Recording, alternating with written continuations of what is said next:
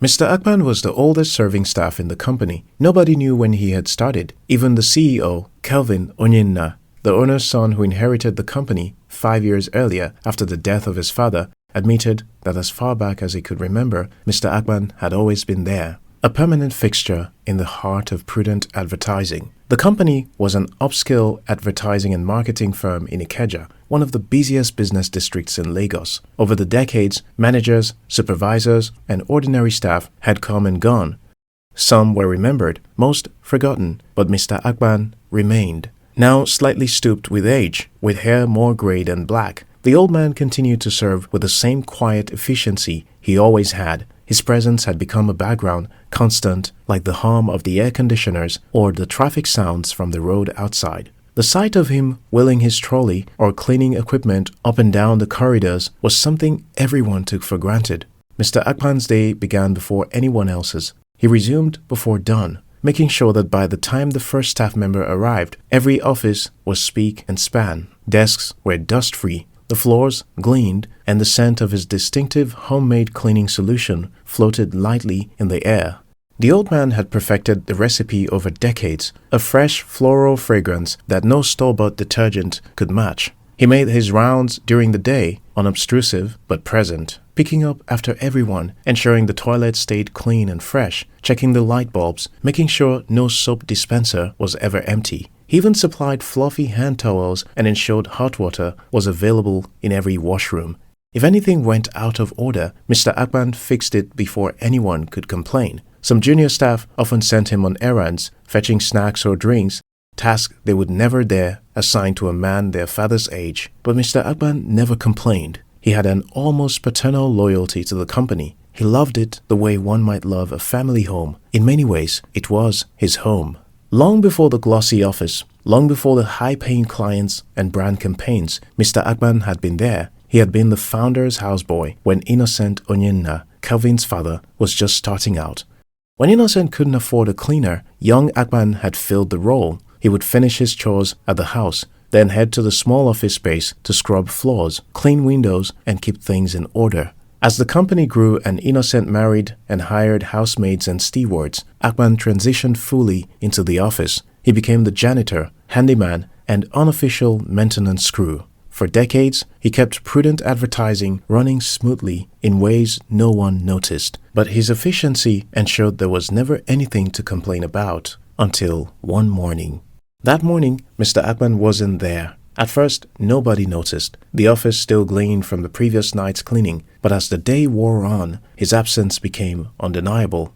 Adora was the first to sense something was off. She wanted to send him to buy her favorite stir-fried noodles for breakfast. Mr. Akpan always knew the best spots to get good quality food at a fair price. She looked around but couldn't find him. At first, she assumed he had stepped away to relieve himself, but an hour later, Mike went to the toilet and realized the hot water wasn't running. That was odd. Mr. Akpan always switched on the heater. "Where's that old man?" Mike muttered. He asked around. Nobody had seen him all morning. When the CEO, Kelvin, stepped out of his office and found no heated towels in his private restroom, he demanded an explanation. The staff exchanged puzzled looks. "What do you mean no one has seen him?" Kelvin asked, frowning. By the third day, chaos descended. The once immaculate office looked unrecognizable. Trash bins overflowed. Toilets stank. Water was unavailable because nobody had pumped the tanks. Desks gathered dust. The floral freshness was gone, replaced by the still odor of neglect. Staff were irritable. Tempers flared. Work slowed. The CEO stormed out of his office, visibly agitated. "What is happening in this place? And what's the smell? Where's Mr. Akpan? And where are the maintenance crew?" One junior staff member, looking sheepish, replied, "Sir, there was no maintenance crew. Mr. Akpan was the maintenance crew." Kevin froze. "You mean to tell me that the old man has been running this entire place alone?" "Yes, sir." Kevin rubbed his temple. "Fine. Has anyone contacted him? Does anyone know what happened to him?" Silence. "Then call his phone." No one had his phone number. "Check HR," Kevin ordered, his irritation giving way to concern. But HR had no file on Mr. Akpan, no record of his employment, no emergency contact, nothing. He had been employed before the company had even formally existed. Kevin turned to accounts. Surely they had his payment records. But again, there was little to find. only that Akpan had never received a raise in over a decade.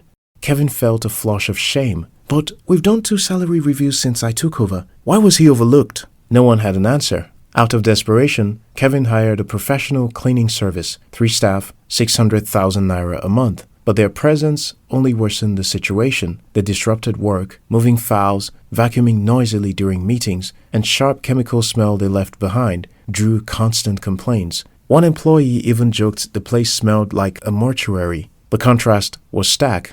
The entire company realized just how much they had taken the old man for granted. Kevin couldn't let go. Something gnawed at him. He searched for leads, asked older employees, and eventually turned to his mother. "You mean Akpan still works at the office?" she asked in surprise. "I thought your father paid him off before he died."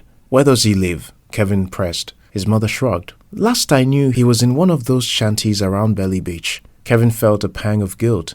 "Doesn't it bother you that a man who served our family his entire life can only afford a shanty?" His mother had no answer. Kevin drove to Belly Beach. The shanty town there, known as Calabar Estate, sprawled wider than he expected. A jumble of corrugated iron and wooden structures, some tilting precariously, others more stable. After asking around, he was directed to one of the studio homes. Inside, Mr. Akpan sat hunched on a bed. His small room held a little more than 2 plastic chairs, a table, and a camp gas stove. He was visibly weak, but still managed a faint smile when he saw Kelvin. "Sir," he said, trying to rise. Kelvin waved him down and sat beside him. The old man explained he had been bedridden for days with excruciating stomach pain. He couldn't afford a phone, let alone hospital care. He had been surviving on over-the-counter pills from a local chemist. Kevin's throat tightened, tears welled up. How had they all failed this man so completely? He rushed Mr. Akpan to the hospital. The doctors confirmed it was appendicitis. His appendix had ruptured. If Kevin had delayed any longer, the old man would have died.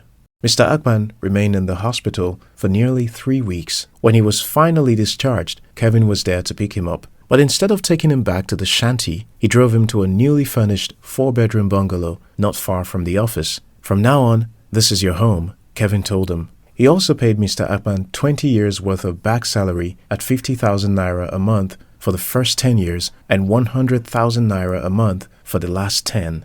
Kevin hired a housekeeper for him, then went a step further. He helped Mr. Akpan package and commercialize his homemade cleaning detergent. Within months, the product had hit the market and found success. For the first time in decades, Mr. Akpan walked without the stoop of overwork. At 60, he became an entrepreneur. He even married and 2 years later welcomed a son. As his final gesture to Prudent Advertising, Mr. Akpan trained the new maintenance staff and guaranteed them a lifetime supply of his cleaning solution free of charge. Kelvin never forgot the lesson, neither did the company. He always reminded his managers to respect every role because sometimes, without the so-called small jobs, the big jobs will not work smoothly. They learned the hard way that the smooth rhythm of their work had rested on the one man they had all taken for granted.